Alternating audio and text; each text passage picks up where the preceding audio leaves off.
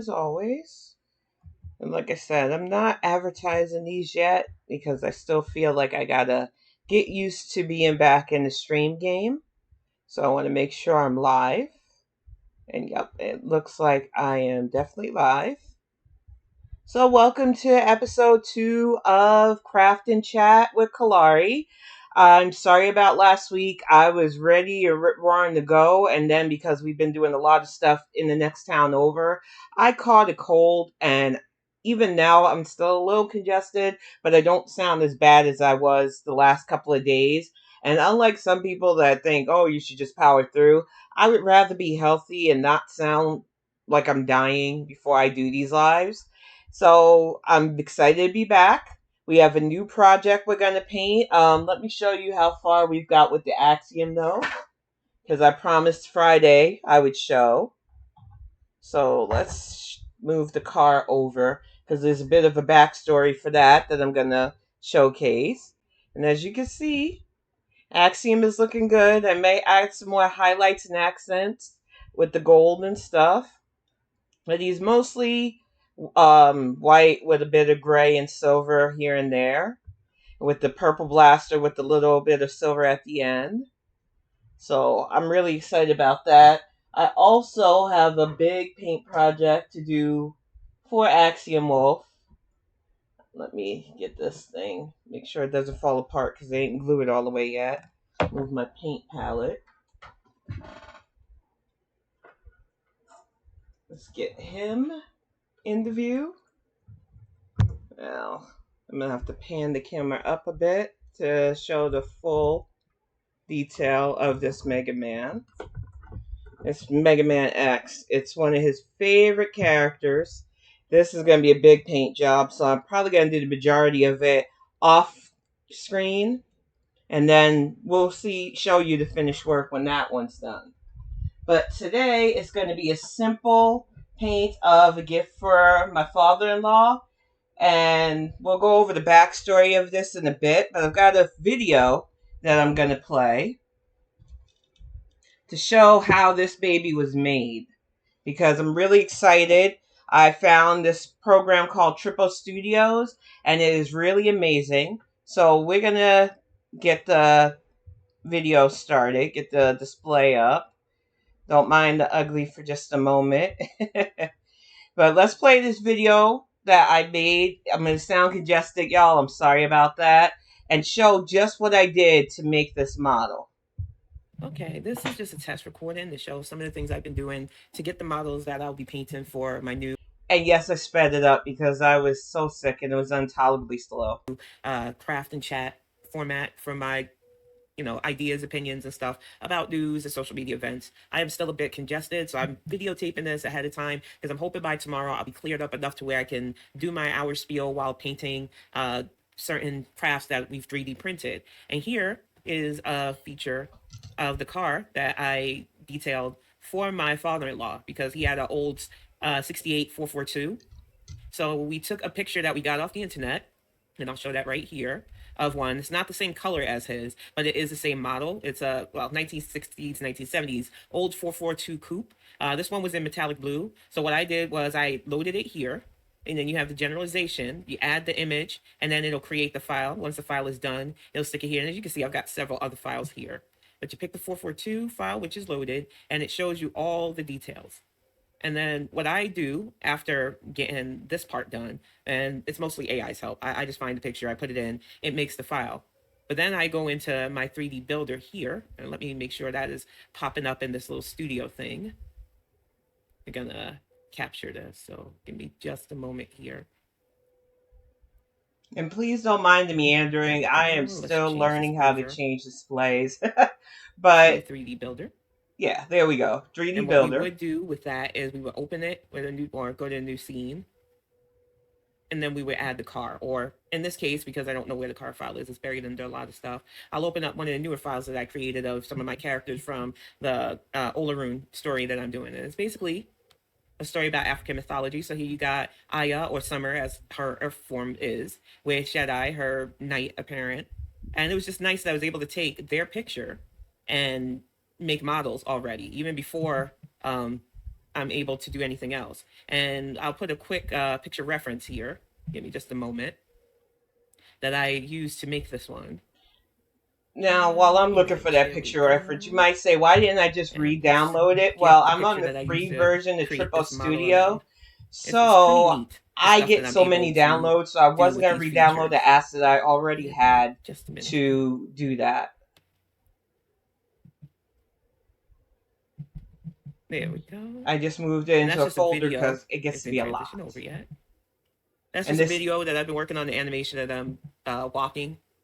I am still hopeful that I can get the first episode of Older done before the end of the year. It just takes time, and I've used a lot of computing points in LTX studios just trying to properly render their characters. But I am excited about all the creativity that I can do both with 3D print and with these AI studios for both 3D models and for animation. It has been really amazing to do stuff like that. But back to the car that I intend on painting in today's talk and chat while we go over things like the move bombing in 1985 is the fact that you can do a lot of this. Even if you don't currently have a 3D printer, Triple Studios does allow for free memberships. And each month you get 300 points. You get about 20 spots to make your own 3D models using pictures or text too. So it doesn't just have to be pictures of stuff that you want. You can actually come up with things and create actual 3D models. And while we're at it, even though I don't really want to waste the space, let's just do a quick text to 3D. And let's think of something that I could possibly want. Let's just make it simple. I don't really want a garden gnome, but I figure we'll generate the image preview. That's 10 points. I'm at 260. You get 300 each month no matter what. It's going to generate the image first. And it and takes a couple of seconds because a lot of people use Triple Studios right now. it's a really good And see, program. you get that basic garden gnome. It looks pretty neat. And then we're going to hit generate. And Now this this takes a couple of part seconds, takes a 94 bit. seconds. So just a bit over a minute, a little under 2 minutes. And then in less than 2 minutes, we'll have our new garden gnome. And like I said, you can see in the corner here, I've made quite a few images. I really wanted stuff that you can't really get your hands on for models and just to test out certain pictures to see what they would look like as 3D figures. And it has been modeled just for my father-in-law. It's something that Greg has been trying I to find skipped for his ahead. dad for a while, and we just could not find a proper model of an old 442. So I took the liberty of finding a detailed photo and making one for him, and it's been amazing. This was a really, really good model, and I've got it all printed out, ready to paint. It really made me smile getting it like this. Now, certain things did not print on the basic model, obviously. We did not get the antenna for the windshield wipers because certain things just won't properly print. There's not going to be any seat belts inside of there, but the seats came out really nice. The steering wheel, the top portion, was perfect. And of course, we did not get the windshields. Now, I know there's certain things I probably could have did with the slicer to try to get these in the perfect texture. But you got to realize also with sports and everything else, there was just no way some of these extra little details were going to stay on. Plus, they're really not needed. I gave him a model that I used wood filament for, and I painted it, and he loved it. But this time we're going to use the more denser plastic filament, and we printed it out, and it looks lovely. But I love that I can make a model just like this because he really did love this car. And it's really nice that I will be able to give him two versions of this model, one with a little bit more finer detail than even the first, because the wood filament was it was literally a bitch to pull out. And, I quickly painted it, and the color was just a little off from his original car. So we're gonna fix all that, and we're gonna give that to him. I also printed my mother-in-law something for her birthday that's coming up that I'll hopefully show she'll that in like. a minute. And to get myself through a lot of the emotional stuff that I went through since last November, I've been throwing myself into a lot of creative things, whether it's writing. And around February, I decided while exercising that I was going to do something different. I needed something for when I just didn't feel like writing things out. And I was exercising, and the Elegoo Centauri Carbon ad came up, and I was interested. The commercial was good, the printer looked really nice. And so I looked it up. I seen how much it was going to cost. I talked it out with Greg. I had the funds available. And I was like, I want to do this. I could see us utilizing this in so many ways. And he was okay with it. So we got it ordered, we put on the waiting list because it was right before, I believe, March was when I put in the order.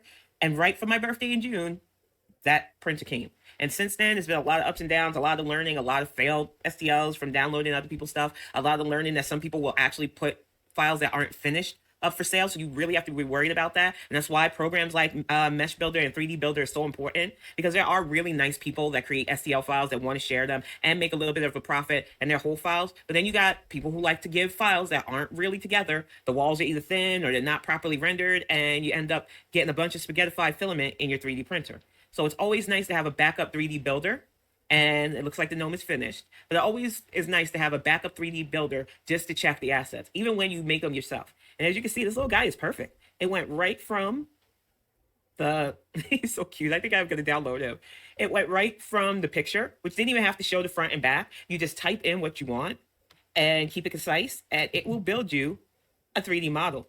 And you can download this, put it in the 3D builder, turn it into a proper STL or MF file for printing, and you will have yourself a little garden gnome. It is really amazing. I am grateful to Triple Studios. We're going to export this as a GLB file because I like to go through it with the 3D builder just to make sure there's no issues. And we'll be able to print ourselves a garden gnome.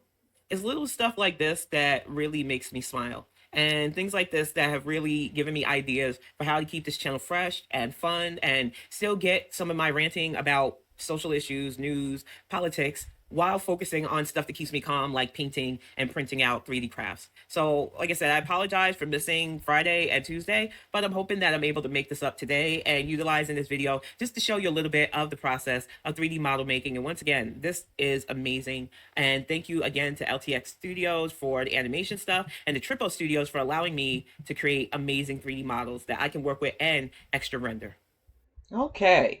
Now, this video was a lot of fun to make. Next time, hopefully, I won't sound so congested. But either way, I just wanted to show you all the process of creating these files. And Friday, we may have a garden gnome printed out to paint because I think he's adorable. So I am going to get to painting and start what prompted this, because this was supposed to show up last Tuesday, but of course, that just did not happen. And the reason was because I was sick.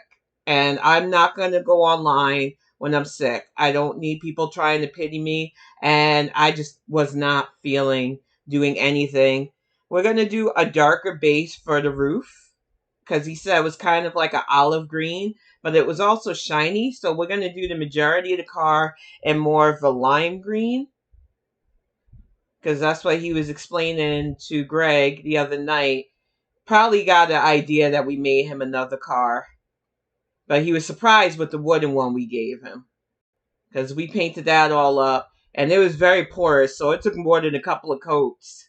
This, on the other hand, should be a lot easier to paint and cover.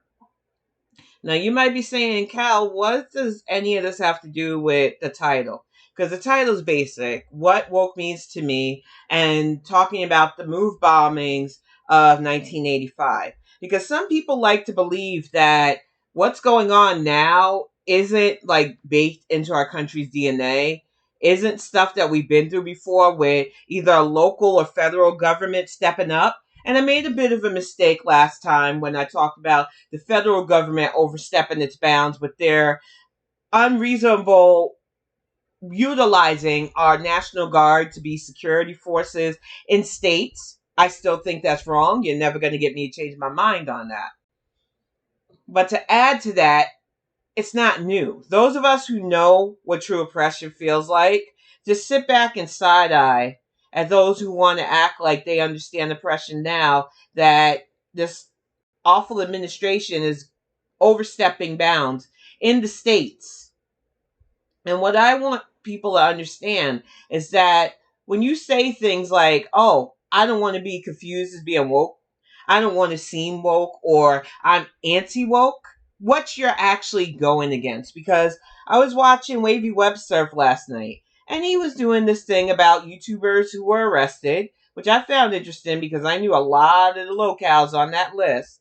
And he was going on about a certain person, I hate saying his name because he's like Beetlejuice, who's a very provocative figure online, getting arrested for assaulting somebody. And he made a comment, well, I don't want to seem woke, but this guy is a piece of shit. And I hear a lot of people from all sides of the spectrum, whether they're blatantly anti woke or people that just think woke means something like Hollywood's going to cancel you because you said something that was offensive. And I just want to tell you what the word woke has always meant for me, because I grew up being told to stay woke. I grew up being told to keep your eyes open to people suffering, because if you don't, it'll end up you, if not worse. And I'm also of the demographic that has to deal with bullshit, which is why we're going to talk about the move bombings of 1985. But before I go off into that tangent, I really want people to understand that using the word woke was bastardized by people who want you to feel like it means you're going to be canceled if you say something that isn't status quo, or any other stupid excuse they have to keep you ignorant to what it actually means. Now, growing up in this country, I was always under the impression that being fair to people, even if I don't understand them, even if they didn't grow up like me, is the right thing to do. Whether they're LGBTQ plus, whether they're of a different ethnicity, different religious background, I was always taught to treat people how I wanted to be treated. But woke had an extra context, because we grew up in a country that, while the Constitution ratified us as citizens, there was still plenty of other Americans that didn't see us as such. And because of that, we had to carefully navigate our own country. So telling us to stay woke wasn't just a matter of, you know, acknowledging other people's right to be here with us. It really literally was keeping our own eyes open so that we didn't end up dead, lynched in a sundown town or any other place. And it was also a call to keep an eye out for other people who might be in the same situation. And I say that growing up in especially 1980s, 1990s New York, having friends that had to hide who they were because being openly LGBTQ plus was a death sentence for them. When you live like that and understand that you don't want other people to suffer like that, that's what being woke was for me, and still is for me. It is respecting other people's right to live, even if I don't personally agree with them. It is not wanting to see them suffer. It is working honestly and openly for both kindness and equality. And I don't understand why so many people think they're against that, because we allow some assholes to co-opt the word and turn it into something that it's not. But here we are. And I'm gonna get the light, because the green is not really showing up properly on camera. So give me just a moment. We got some light in here. Let there be light. I'm gonna get comfy again.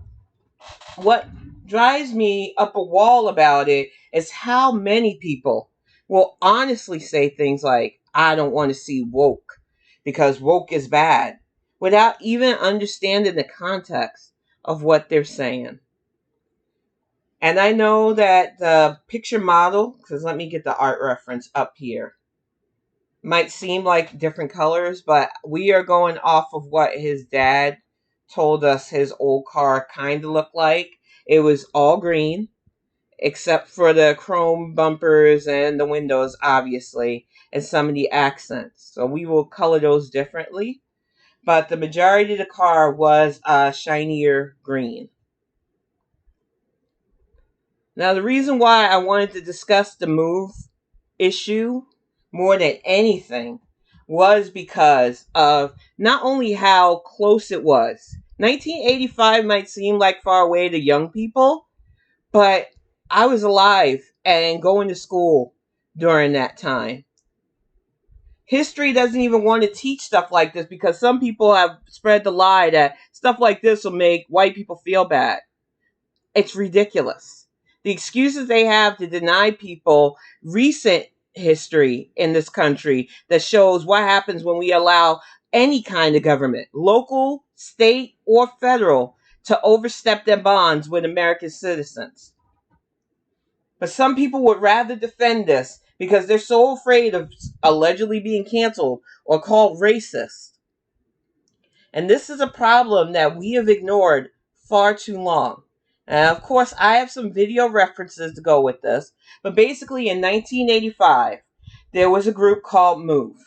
It was started by a man who pretty much wanted us to go back to like natural roots, like a almost commune style. Growing our own stuff, which I'm a proponent of. I do that out here. And just not being dependent on the government to take care of us. And he rented this row home and he had people in it and they were activists. Though, of course, like the Black Panthers, there was a group of people that were afraid of what they were preaching and teaching people and classified them as a terrorist movement. And the local government decided that they had every right, due to alleged non-payment, to not only investigate them, but to accuse them of harboring stuff they weren't supposed to. Now, granted, we are supposed to be a Second Amendment nation with the right to bear arms, but if you're a certain demographic and you have too many, or even not, because Waco taught us that even their own can be dubbed a bit too much when it comes to guns. They can classify you as a terrorist organization even if you haven't done anything terroristic. And they sent a bunch of police at first who got shot at because you were invading a private home with the intent to arrest people for charges without even seeing if the guns they had were properly licensed and vetted. But they took it a step further than that by literally dropping bombs on a neighborhood full of innocent men, women, and children. And that's what makes this even more insidious. So I'm going to load up this video so that you can hear a bit of the history. This first one's 4 minutes. The second one will give a bit more context because it was on the 40th anniversary of the bombings of Philadelphia. And I want to just remind you all again, this was 1985. A lot of us was alive. I believe I was in the 4th grade at that point. So I was old enough to know what was going on. And Philly was not that far from New York. But let's get this video popping while I continue to paint. Alright, gotta hit interact. I'll get my training wheels off again. Long live all freedom fighters, those that love life, love freedom enough to fight for it. Long live the spirit of resistance.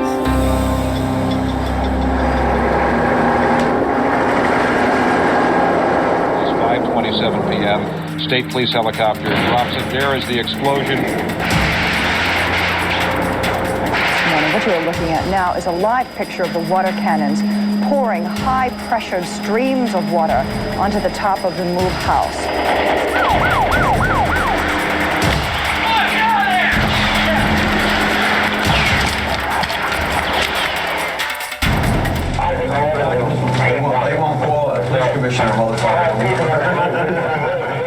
30 years ago, when the Move activists were bombed here in Philadelphia, the ways in which this country was terrorizing Black communities, I'd love to say that things are totally different from then to now, but in so many ways, the attacks on our movement continue to persist.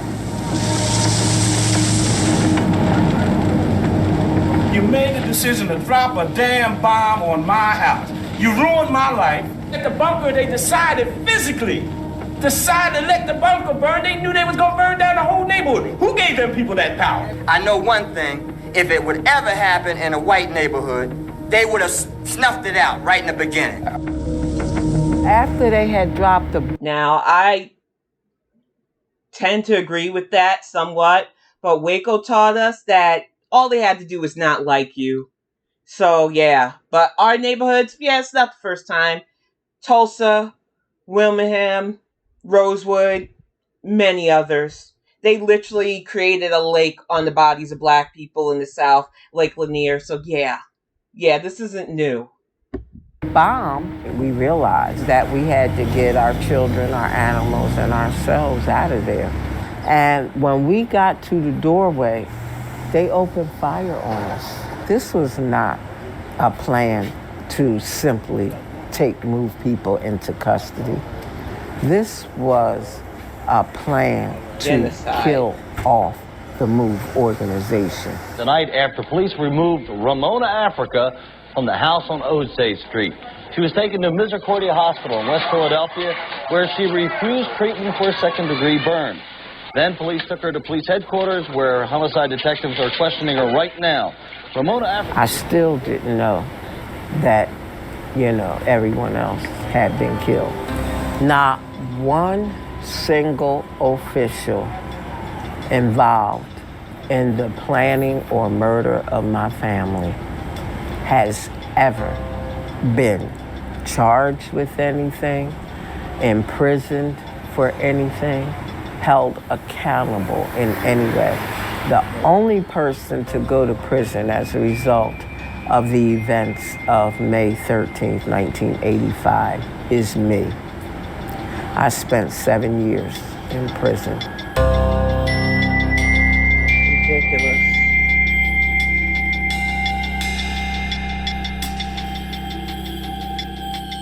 A decade later, they said they The used way that the sex. story was told by the mainstream media, the story of those activists, of their work. Today, I believe with camera phones, people are able to move that content directly to the public and give the public the ability to have a conversation.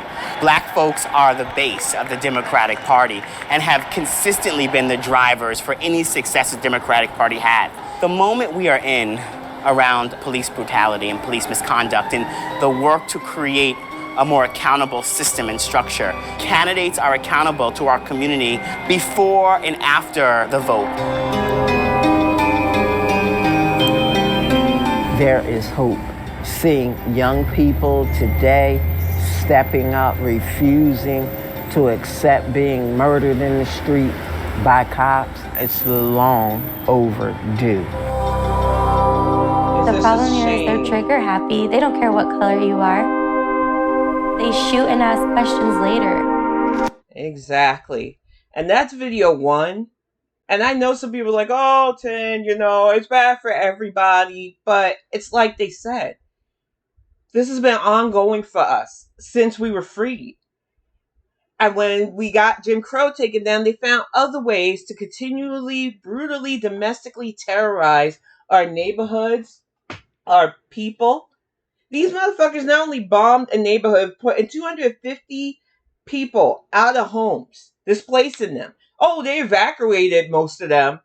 But still, where were they going to live? You didn't care as you destroyed their neighborhood. But on top of that, they kept the bodies of the family members of Miss Africa that they fucking murdered, including babies. 6 children died in that. 5 adults, 6 children. The Smithsonian is still holding on to some of their bones. They were forced to, 3 or 4 years ago, return most of the remains, but they were still arguing that they deserved the right to hold on to those babies' bodies.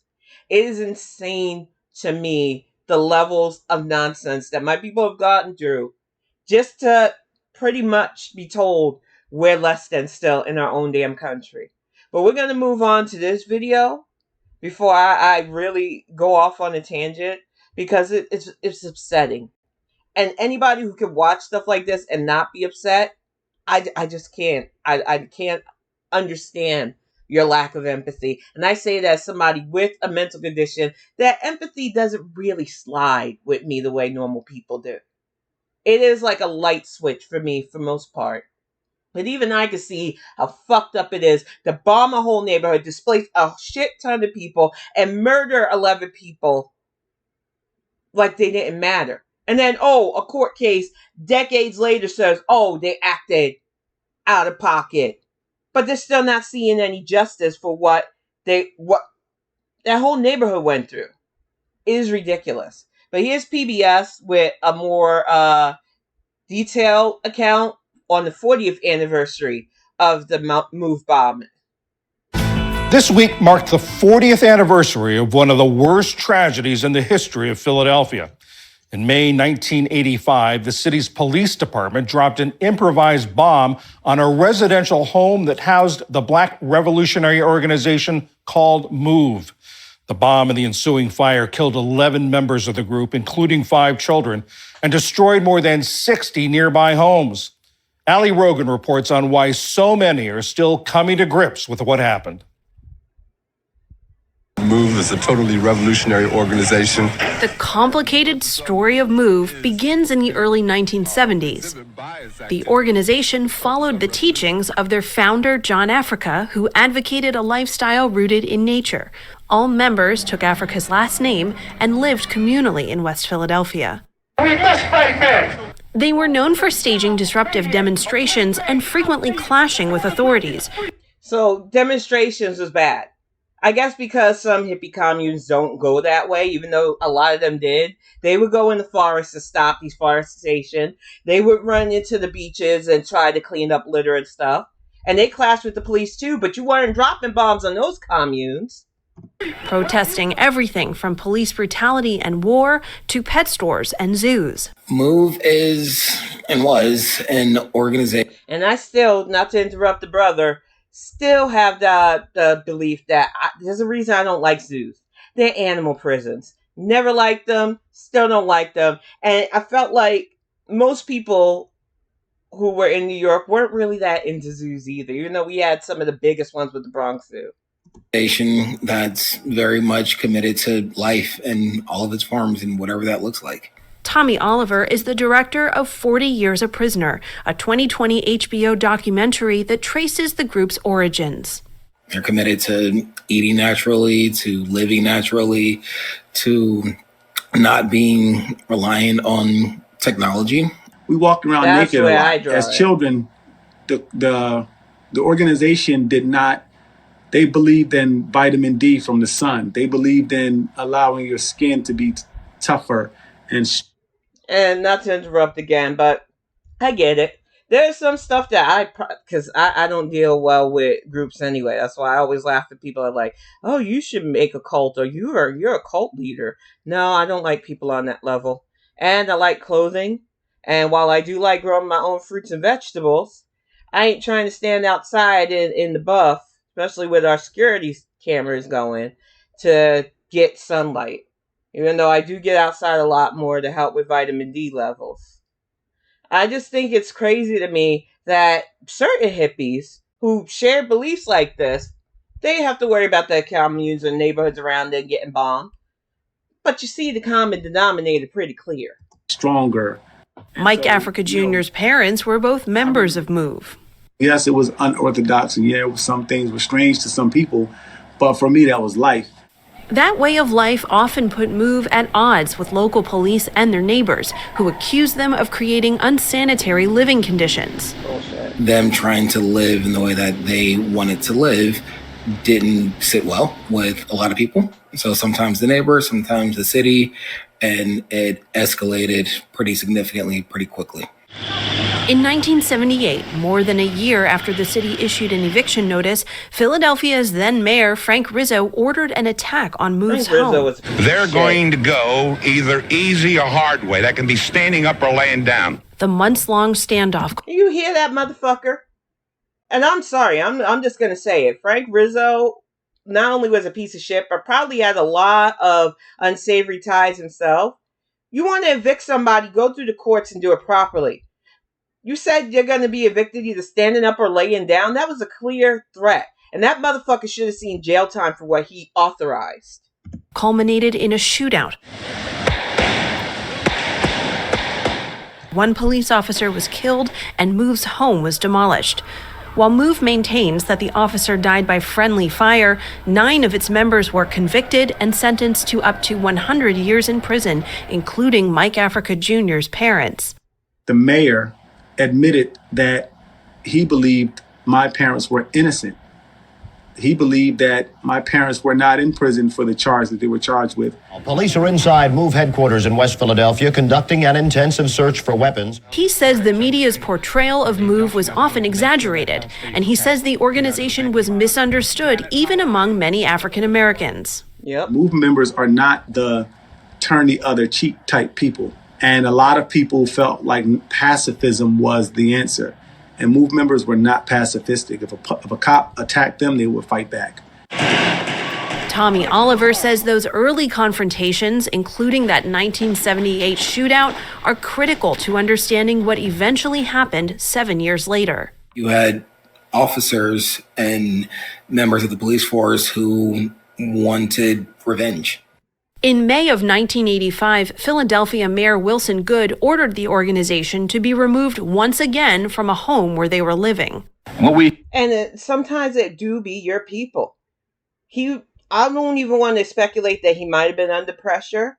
I think there are literally some people out there that think, oh, they're weird, oh, they're disposable, even though they look like me, and that shit got to stop too. We have out there is war. And on May 13th, local news stations like WCAU in Philadelphia covered the escalating crisis throughout the day. Police would fire more than 10,000 rounds of ammunition into MOVE's row house before eventually dropping a bomb on it. Fucking bomb. The city's police commissioner at the time, Gregory Sambor, defended his officers that evening. At no time did any police position fire in an offensive posture. It was purely in a defensive posture. Bullshit. 11 MOVE members, including 5 children, were killed. While no city officials were criminally charged, a Philadelphia investigative commission later concluded that police actions were clearly excessive and, quote, unconscionable. I don't think I'll ever recover or heal from what happened. Mike Africa Jr., who was 6 at the time of the bombing, is now working as the legacy director of MOVE. He's reunited with his parents, who were released from prison in 2018 but remain on parole. I've never heard of another case where a government has dropped a bomb on citizens in America. This is not something that you can repair back to normal. You have to find other ways to cope. And that's what I've been doing for the last 40 years. In 2020, Philadelphia's city council formally apologized for what happened, as has former... And you know what irks me about that? Because after Waco, we got the Oklahoma City bombers. After Ruby Ridge, we had a whole bunch of splinter cell of angry people. Or how dare the government try to evict people? How dare the government try to confiscate a certain demographics guns? But here we have people who, not only did they survive, but they were in prison for decades, finally got out. They have every right to be angry, form something, but they're not. They just want to survive. That is what my people do. We just try to survive after shit like this. Mayor Wilson Goode.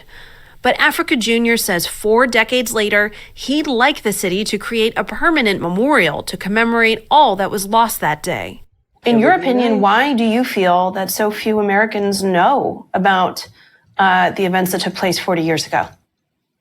I think the city of Philadelphia does a really good job of limiting the amount of exposure to what happened. I also think that MOVE history is a very controversial history that brings up a lot of trauma for a lot of people. Black people were killed by law enforcement. And, you know, if you saw what happened to George Floyd, and at a certain point, you're tired of hearing about the people that were getting killed by these police officers. But that doesn't stop Mike Africa Jr. from his mission of making sure the history of MOVE and the tragic event that claimed 11 lives isn't forgotten. For PBS News Weekend, I'm Allie Rogan. 11 lives. With the paper towel because I don't want to get stuff on right now. But to add to all of this, I don't know who's calling me right now. I am live, thank you. To add to the frustration that I have with this whole entire scenario is the fact that there are people out there that'll still try and fail for me to justify why such excessive force was needed on a neighborhood full of innocent people and a house full of children. But this is what I mean when you have people that will excuse certain things because it fits their narrative that we deserve the excessive force, that we somehow deserve to be hunted down, murdered in our own homes, in our own areas. And it bugs me. It bugs me on a personal level as a mom, as somebody who, while I'm not full counterculture, because I do still have some more conservative views. I'm not going to be outside basket naked. I'm sorry. Just not how I was raised. I was raised in military. So, yeah, we don't do stuff like that. But I still do believe in growing my own stuff, living out. And I love the land that I live on. I'm watching my neighbor mow his property right now because we just did it earlier.